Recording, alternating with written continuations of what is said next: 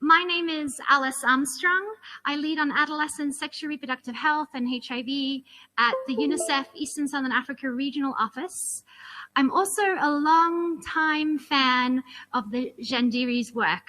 So it's an absolute privilege for me today to be facilitating this session and to be joined by so many people that I admire in the space of adolescent sexual reproductive health and also adolescent HIV. So we've heard this week, and we all know the reality that AIDS is not over. And this is especially the reality for adolescents and children. 4 decades now into the HIV epidemic, and adolescents continue to experience poor treatment outcomes, as well as high levels of mental health challenges.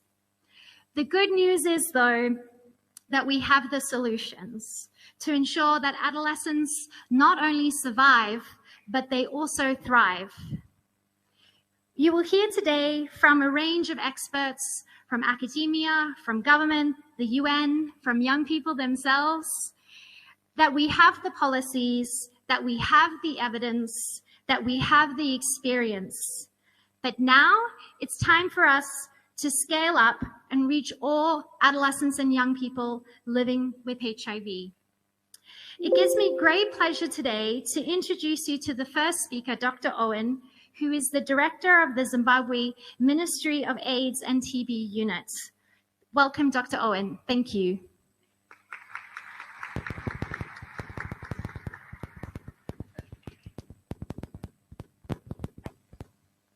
Thank you very much, and good afternoon.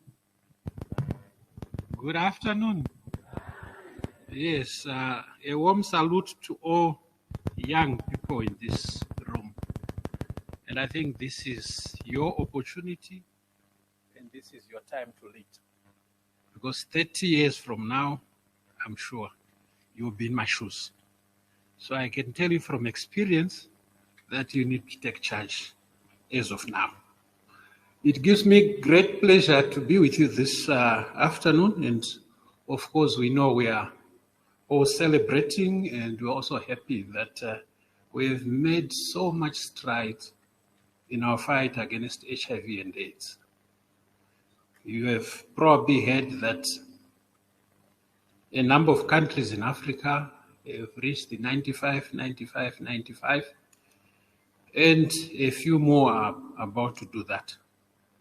But however, the disappointing thing, and with great concern, is that young persons have been left behind. Young persons and key populations, the rate of infection continues to rise. We do have gaps, and we need to make sure that we address them. We also know that young people have poor access to HIV and AIDS services. They have poor adherence, and this might also lead to virological failure. And also, we are also worried about the high rates of depression, anxiety, and suicidal ideation amongst the young people. We need, therefore, to make sure that we treat our young people and provide them with a full life and make them happy too. And as we continue with our treatment strategies, we need to make sure that we integrate HIV and mental health, and drawing on experiences that we have gathered amongst young people. We know that in Africa we don't have much resources, but I can tell you that we are very rich in resources when it comes to the community heart, spirit, and soul. And we should use that to make sure that we care for our young people. I also remember that some 20 years ago, colleagues from Zvandiri came to see us, and we discussed around issues of setting up support groups in Harare that would complement the care and treatment that we're then providing. And we agreed that this would be children and adolescent driven adolescent-driven model, and early those days it was very clear that the children and adolescents had clearly told us that they needed more than the medicines that we were providing. And with that, we sought to have the Zvandiri model that puts young people at the center and also makes sure that the programs and activities that we were providing were led by the young people. You will, of course, hear during this presentation a lot of the experiences that we have had with the Zvandiri program. And of course, I just want to say that this is a Zimbabwean-born model that we scaled up, and we are happy that we are beginning to share it with the whole world. It doesn't belong to Zimbabwe. It belongs to all of us and all the young people in the world. So I do hope that you'll be able to copy and you'll be able to adapt some of the things that we have done in Zimbabwe. I'm also happy that initiatives like the Global Alliance to End Pediatric HIV and AIDS is calling on us to accelerate action to close the gap for children and young people. Zimbabwe is a member of this UN Special Initiative on Mental Health for young people, and we hope that we can also contribute and assist in the strengthening of the mental health response. We therefore appreciate and deeply value the power and the strength of our young people in making this a reality. I thank you very much.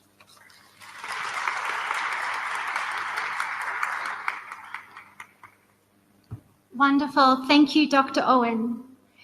We know you as a true champion of young people, for believing in their contributions that they can make, and that with your team, you've shown Zimbabwe, the region, and the world what young people can do when they're given the opportunity and the support. So we thank you. Let's give them another round of applause. Great. I'd now like to introduce our next speaker, Dr. Sarah Bernays, from the University of Sydney and the London School of Hygiene and Tropical Medicine. Sarah will be presenting on behalf of a collaboration of researchers, including Professor Francis Cowan, Dr. Webster Mavu, herself, Nicola Willis, and all the way back since 2009, they have been really working hard to make sure that we have the evidence that we need to inform our programs and our policies when it comes to adolescents living with HIV. And we all as the region have really benefited from this evidence and understanding. So let's give Sarah a round of applause as she comes up to present. Thank you. Thank you, Alice. And it's an honor to be here in front of each of you. Thank you. And as Alice said, I'm speaking on behalf of many, but especially Nicola. So next slide, please. So as we've heard, while there is much to celebrate at this conference about the progress that has been made in controlling the HIV epidemic and caring for those affected, everyone in this room is acutely aware that this progress is unevenly felt. Adolescents are being left behind. With fewer getting onto ART, they have lower rates of viral suppression compared to adults, and they have a high risk of poor mental health. And we know that there is a relationship between mental health and adherence. They are mutually reliant, and they can worsen each other. But they each matter on their own too, and mental health matters as much as viral suppression. Next slide, please.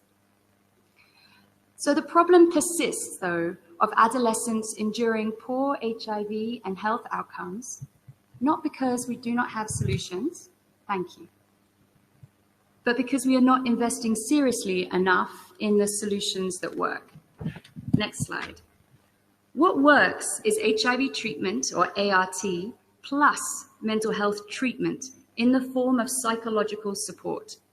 And if we provide them together, so they are preventing the development of poor mental health, rather than just reacting to it, then Treatment Plus enables improved HIV and health outcomes, including quality of life and happiness, which really matters. And this formula can be delivered at scale to reach everyone. Next slide. So why does psychological treatment support adherence? Well, because it redresses the primary drivers that we know from a huge amount of research.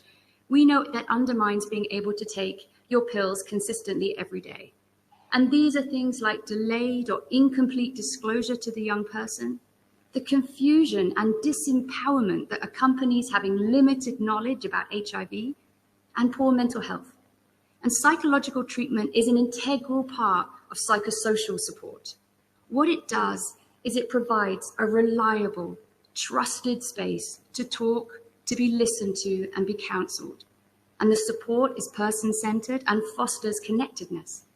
And in being heard and understood, people are, and in being supported, they have a strong understanding of HIV. They appreciate that their HIV status does not need to determine their future, and they can thrive. And it is inviting young people to share in the experience of health, hope, and happiness. Next slide. So, to enable and sustain viral suppression in this population, we should be thinking about Treatment Plus. Obviously, the first line of defense is ART, but to convert efficacy to effectiveness, it needs to be accompanied by psychological treatment. Next slide, please. So it's worth just taking a moment to ask whether we still need mental health support given how good ART is getting. Dolutegravir reduces the need for treatment to be taken all of the time, but it still needs to be taken some of the time. If someone is struggling with their mental health and doesn't take their treatment, then the effect of the treatment, HIV treatment, becomes fragile too. So there's nowhere to go. We cannot ignore mental health and well-being. And there is an increasing policy emphasis to biomedicalize each aspect of the HIV response. But we don't need a wonder drug for mental health. We have a more affordable, a scalable, and effective and appropriate solution that works. And there are a number of models doing this, but I'm going to talk about Zvandiri, an exemplary model. Next slide, please. And before I do, I want to give a big shout out to everybody here from Zvandiri, you who are the beating heart and soul of Zvandiri, and we see you and appreciate you. So Zvandiri is a holistic model of psychological support provided by trained peer counselors called CATs, who are HIV positive themselves, and they provide support by visiting adolescents living with HIV, their clients, and they go to their homes, to health facilities, facilitate support groups, and access care through digital platforms. And we're also developing wraparound care by developing and testing a caregiver intervention to ensure that the support they receive through Zvandiri can also be reflected in their households. Services are differentiated by needs, and CATs receive professional supervision. Zvandiri is operating at scale in Zimbabwe, delivered by the government. The model enables young people to connect with others. It emphasizes role modeling and relational care. As we know, Zvandiri means accept me as I am, but it works through relationships. I accept myself in part because I admire and accept you. I am inspired by you. I think differently about myself because of how I see you, and I can thrive because I can see that you do. Next slide, please. So if we work from the bottom of the pyramid up, by promoting mental health and well-being for everyone, it operates as early prevention to stop mental health problems developing for the majority. For those who are suffering mental distress and problems, these can be identified by the CATs, and the clients receive enhanced counseling. And when necessary, with acute mental disorder and illness, they'll be referred to specialist care. Next slide, please. Zvandiri has been central in developing the evidence-based practice to shape policy and service delivery. Program data and 3 randomized control trials have shown that it improves HIV treatment and mental health outcomes amongst adolescents living with HIV. The Zvandiri trial, which ran in 2016 to 2019, showed that with the provision of Zvandiri support, there was a 42% lower prevalence of virological failure than in the standard of care, so where there wasn't Zvandiri. This informed the WHO recommendation in 2020 that psychosocial support should be provided as standard for all adolescents living with HIV. And as I mentioned, this has been adopted in Zimbabwe in the national guidelines. Next slide, please. But it's also been delivered in 13 other countries within Africa, reaching 160,000 young people. In terms of research, we no longer need to show that this works. We know that it does. We need a focus on supporting its implementation at scale. Next slide, please. In our most recent research, we've been looking at why Zvandiri works. What is it that means that young people can thrive? And we've identified 6 constructs which operate in a reinforcing cycle. And excitingly, we're going to hear much more about this in the film coming up after me that we have made with some of the amazing young people in Zvandiri. Next slide, please.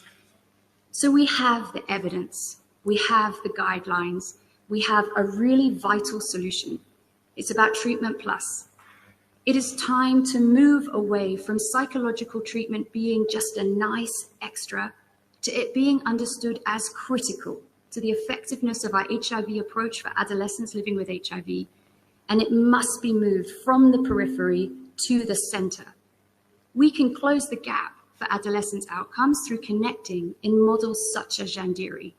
And we have the young people with their inspiring energy, enthusiasm, capability, and commitment to deliver it. But we have to be intentional and deliberate about investing resources in it. It is cheaper than many alternatives, but it is not free.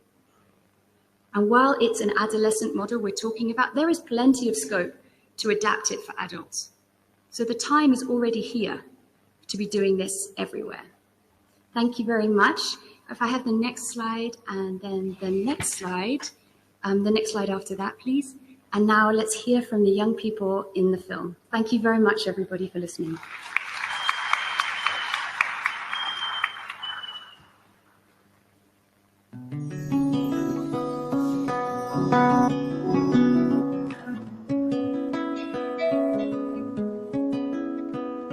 A daily dose will help us survive. But surviving is not all I need. What I really need is to thrive. So what does thrive mean for me living with HIV?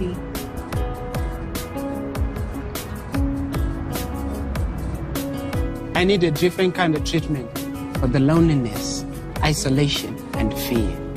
A friend to connect with who understands me and cares. That's where I feel safe. That's where I belong. My smile is huge. My heart is full. This helps me to accept myself, knowing I can truly be me, expressing my true colors with nothing to hide.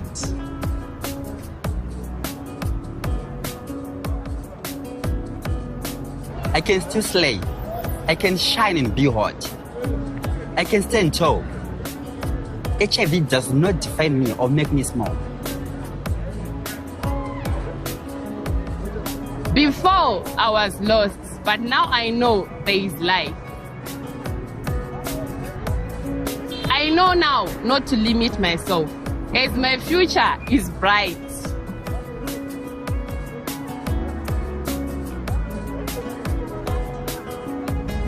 Now I have the information and the truth about my health and my treatment. This gives me confidence, a settled mind, and the knowledge on what to do. This helps me to cope. I can overcome the hard stuff. I'm brave, I'm strong, and I am courageous.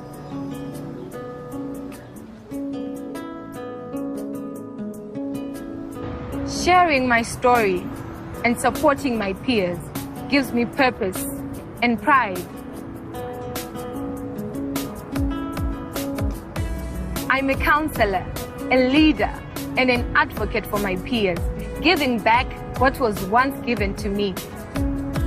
I want my story to give others purpose. I now have a future to build, people to help. I have a family, my own true family.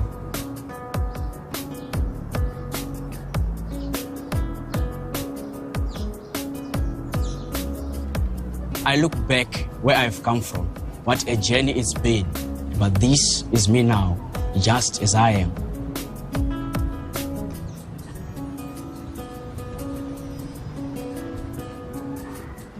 Beyond the physical success of my HIV treatment, I'm at peace, connected, confident, with purpose, not just surviving, but thriving.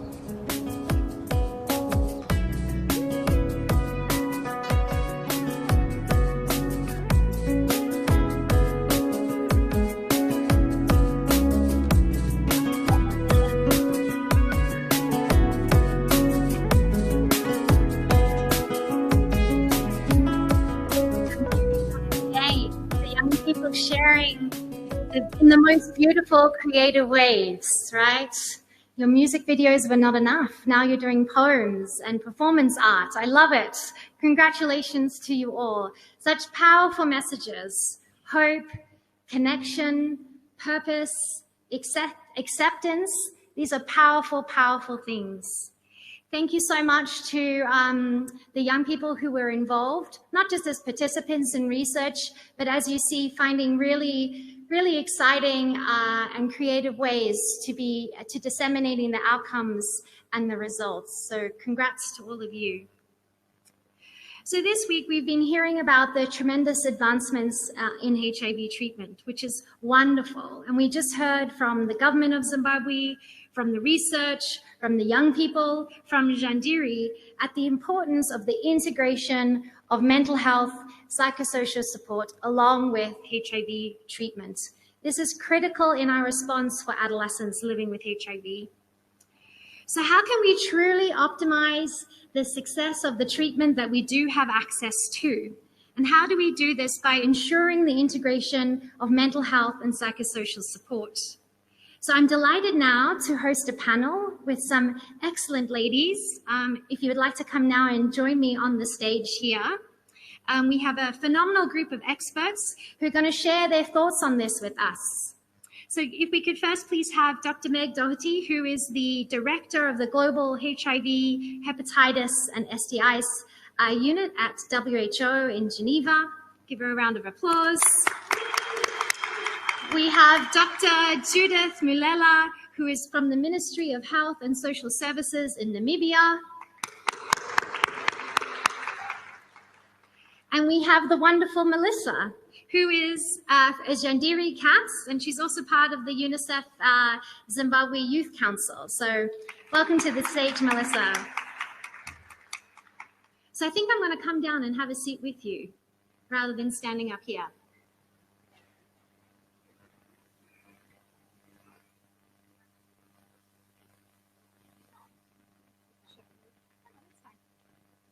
We've run out of mics, so it's going to be logistically a little bit difficult. No problem. Are you sure? Okay. Cool.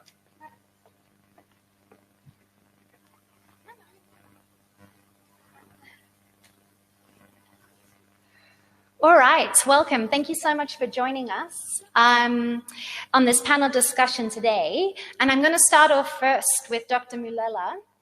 So your government has been leading the way in replicating the Zvandiri CATS model and in embedding it into your national systems in Namibia, which is super exciting. We know that there are other countries out there that are doing the same, others that are keen to do this as well. So we've got a lot to learn from you and the process and the experience that you have undertaken. So I'd like to hear from you a little bit more about that experience. So what did it really take to establish the peer-led approach and then also to scale it in districts in Namibia? So over to you. Thank you so much. Well, the Namibian government has shown strong leadership from the start of the implementation of the NATS program in 2020. The government recognized the significance of the NATS program in addressing HIV-related challenges among children, adolescents, and young people living with HIV, and therefore supported various activities pertaining to NATS program. So this was done through adaptation of standard operating procedures and guidelines that ensured the integration of peer support within broader healthcare initiatives. So CDC is one of the long-term partners of NATS program. Having collaborated with the ministry from the start of this program, they have been providing technical and financial support, ranging from funding stipends for the NATS themselves. NATS, we say NATS in Namibia, which is cats, trainings, materials, and practical supplies needed for the program. And furthermore, the government has been allocating resources through the CDC COAG budgets, specifically earmarked for the program activities, and has shown readiness by supporting training programs and human resources to integrate peer support services into existing healthcare structure. So the program also received extensive support from AfriCAID Zvandiri that included trainings, mentoring of NATS program officers and NATS themselves, and conducting foundational baseline assessments and inline assessments, and delivering comprehensive training sessions to healthcare providers, and guiding on the implementation and utilizing of monitoring and evaluation tools. AfriCAID also accredited the Ministry of Health and Social Services of Namibia to independently execute the NATS program or the NATS model in May 2022. And currently, as we speak, Namibia has continuously progressed with the program, consistently introducing fresh initiatives aimed at enhancing its efficacy and impact. Currently, in Namibia, we have a total of 51 health facilities running the NATS program. This is in 8 regions out of the 14 regions we have in Namibia. And we have 102 NATS, these are peer supporters, and over 8,000 children, adolescents, and young people living with HIV have benefited since its launch, showing its substantial impact on the healthcare delivery among this population. So in summary, establishing and scaling the NATS program in Namibia really required a strong government commitment, evidence-based approaches, financial support, strategic partnership, standardized technical assistance, evidence-based curricula, robust supervision, and tools for peer supporters. Thank you. Excellent. Your commitments to this work is very clear, and we thank you for that. And I think for me, what really struck was the range of partnerships that went into, right? From Zvandiri to yourselves, to CDC, to others, to the facilities. It's really fantastic, the amount of people and organizations that are committed to see this integration. So thank you so much. Thank you. So we're now going to move on to you, Meg. Thanks for joining us. We've been hearing wonderful progress of the Zvandiri model, both in Zimbabwe and now Namibia, who have adapted and obviously adopted the very important guidelines that were developed back in 2020 around the integration of HIV treatment with psychosocial support and mental health. We also heard yesterday in the Global Alliance session that you chaired that countries are really wanting to prioritize peer-led interventions and psychosocial support interventions. So my question to you is to really understand, what do you think is now needed to turn these plans and these desires really into action and reality for other countries? Thanks, Meg. Well, thank you, and I apologize that I'm coughing. I really do apologize. I'm not I think I'm in a reactive phase right now. So those of you who live with asthma may know what I'm talking about. So apologies.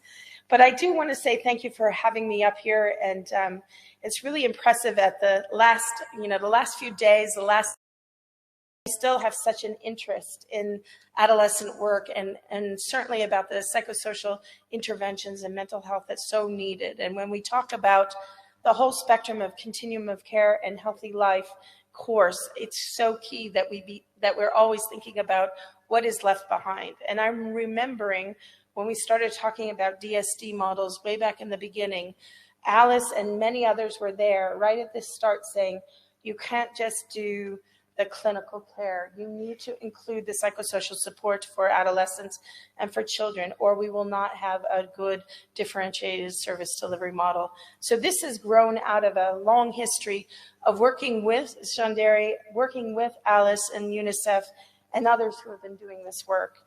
And I also want to just to recognize that we do have this, it's nice to have paper, but we do have this recommendation and a policy brief that we can have countries use. So if that's useful for countries to try to take this model to scale, there are some examples there. And a couple of years ago, there was also a document put out that showed how you can take the DSD model and ensure that psychosocial health and psychosocial support and mental health recommendations were part of that.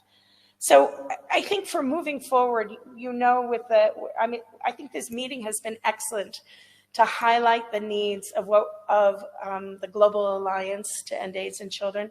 But that's also about adolescents, because we know that there are many children who go into adolescence who also may not be getting the support and care they need. And this kind of intervention and these kinds of CATS models that are around the client center, we believe are the kind that will help us show in the end that we're able to, end AIDS by 2030, but also ensure a long livelihood and positive livelihood for young people. So what do I think are the next steps to get this out to other countries? I think it's about these kinds of interventions, these kinds of situations where you're sharing.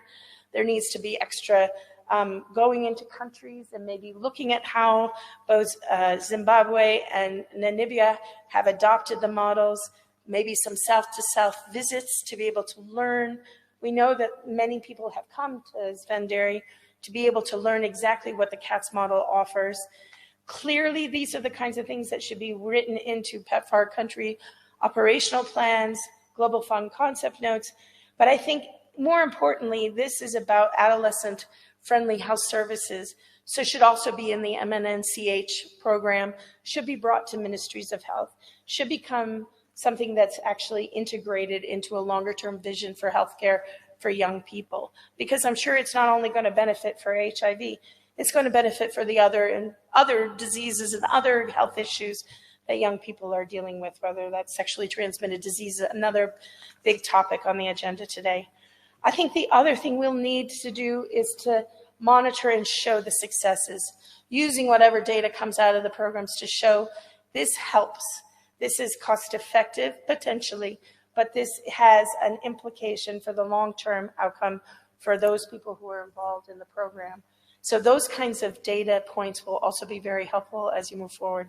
I'm just really excited to be here, and thank you for inviting me here, and really well done and excellent work. We always love to see what comes out of Zimbabwe and the CATS model, and now the NATS model. Thank you. Thanks, Meg. So making those guidelines a reality, we really need to be leveraging the big money that is around for us to really fund and implement these models. Thank you so much.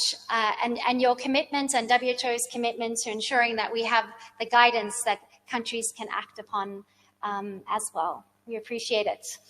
Okay, Melissa, over to you. You are on the ground. You are doing the work. We know that it works. You see it every day in the work that you do. Tell us what else do you think is needed for us to reach all adolescents living with HIV? We want to hear from you. Thank you for the opportunity that you have given me.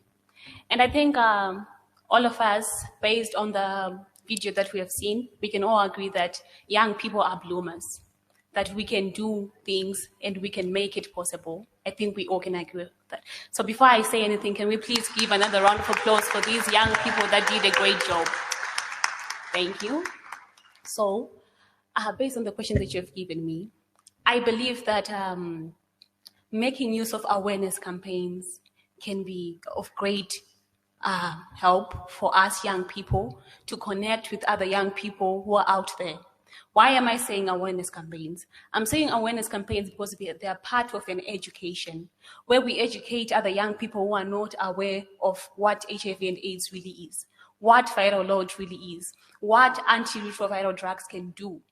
That's what I think. And when we're saying we are hosting awareness campaigns, we're saying we're going to hotspots where we can find other young people, we can reach out to them, we can make use of sports, we can make use of art, we can make use of anything that can engage young people, that can make them feel at home, and they can be expressive, and they can tell us what they really want from us, what they really want for us to do for them.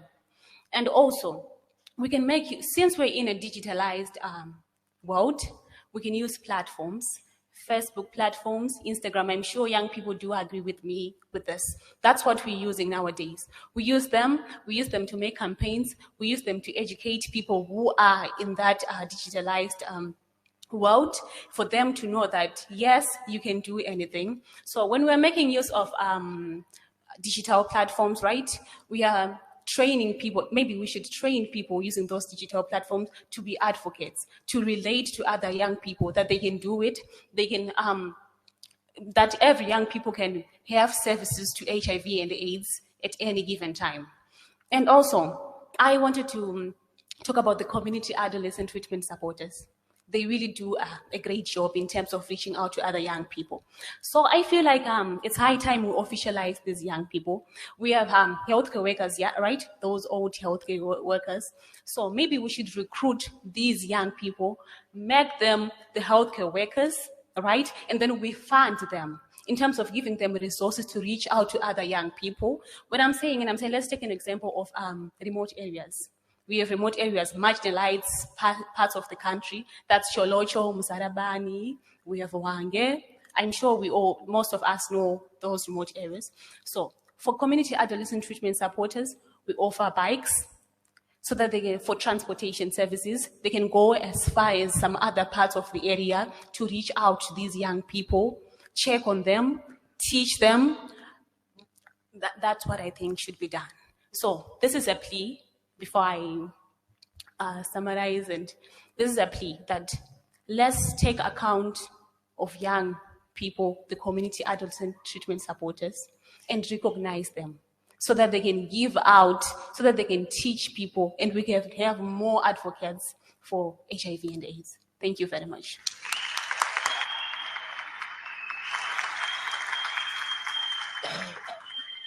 I think we have a young peer healthcare worker revolution on our hands, hey? Exciting, exciting stuff. Thank you all to our panelists. Another round of applause for them and their insights. We all know after this week that 45 minutes goes so quickly. We are almost out of time, but time is flowing. But it's evident that there is so much for us, not just to learn from each other, but there's still a lot of work that needs to be done to make sure that we have the integration and the support that young people need to really, truly make sure that that ART is successful for them in their lives, right? For them to thrive. Don't you love the sign? Yes, beautiful. So, but before we come to an official close, I'm really happy to introduce Dr. Madzima, who is from the National AIDS Council, where he is the director in Zimbabwe. He is here today joining our session. Thank you so much, sir. We would like to invite you to the podium. Thank you. But just quickly before he speaks, I just want to applaud Dr. Madzima and his team for making the pioneering decision 4 years ago to use domestic resources to directly fund cats. I think that deserves a massive round of applause. So he has demonstrated to governments around the world And in our region, that where there is a will, there is a way, and that young people can do the work, again, given the opportunity and the support. So over to you. Thank you. Thank you, the moderator. Good afternoon, everyone. Let me start by saying thank you, Melissa, for the old healthcare workers, because I'm one of them. We really want to work with young people. I think it's important for mentorship and it's important for growth. So, as an organization, National AIDS Council deliberately has adopted that approach. We now have a program for graduate trainees where we emphasize that they should be taught the skills by those of us who are getting out of the system. My job here today is to really thank everyone. And I want to start by thanking all of you for coming to this session, noting that it's now Friday and that some people might actually think that the conference is over, but you have taken time to be here and to hear this exciting program of Zvandiri. I want to thank the panelists who have taken time to come and share their knowledge on the subject at the end. And what are the issues? If we are going to forget everything, for those who are in positions of making decisions, the issues, as far as I understood them, and as far as I understand the program, is that we need to increase access of sexual reproductive health services to young people. We need them to stick, we need to talk adherence to arts. We need to talk mental health. So if you are going to forget anything, just remember that this is what it is all about. But we have issues of inequality, especially concerning the adolescents, in terms of access to sexual reproductive health services. So we need to address that. We need adolescents to be able to access effective treatment. But more importantly, we know the issues around mental health.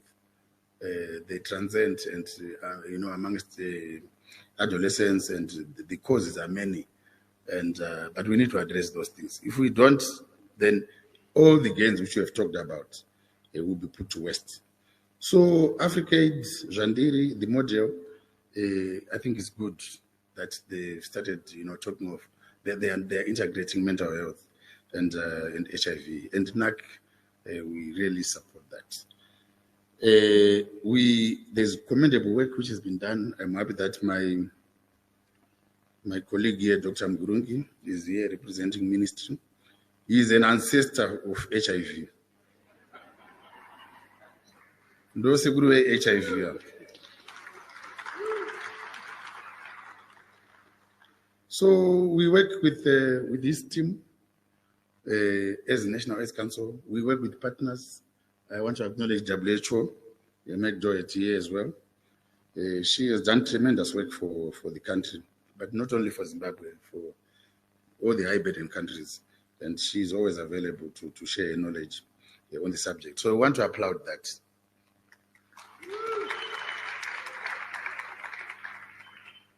We will continue to support the CATS program, and we really want to make sure that we support it. I'm also urging young people to come up with innovations and be able to write proposals and bring them to National AIDS Council. We want to support research.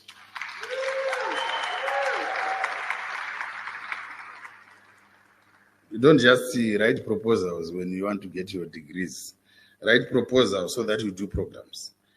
So I will not take much time. Again, let me thank everyone for coming to the session, and in particular, but for coming to ICASA in general.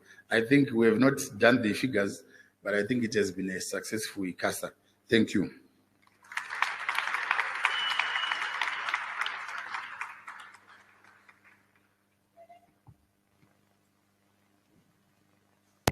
I didn't realize I got another word. I thought that was it.